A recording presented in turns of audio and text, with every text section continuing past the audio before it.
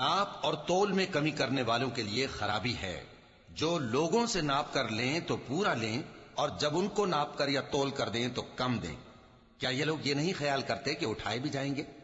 यानी एक बड़े सख्त दिन में, जिस दिन तमाम लोग रब्बुल आलमीन के सामने खड़े होंगे। सुन रखो कि बदकारों के आमाल नामे सिज्जीन में होंगे। और तुम क्या जानते हो कि सिज्जीन क्या चीज है? एक दफ्तर है लिखा हुआ, उस दिन झुटलाने वालों के लिए खराबी है। यानी जो इंसाफ के दिन को झुटलाती हैं, और उसको झुटलाता वही है जो हद से निकल जाने वाला गुनाहगार है।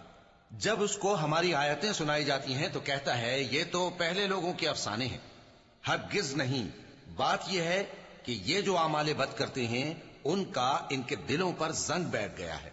बेशक ये लोग उस रोज अपने परवरदिगार के दीदार से ओट में होंगे, फिर ये लोग यकीनन दोज़ख में जा दाखिल होंगे।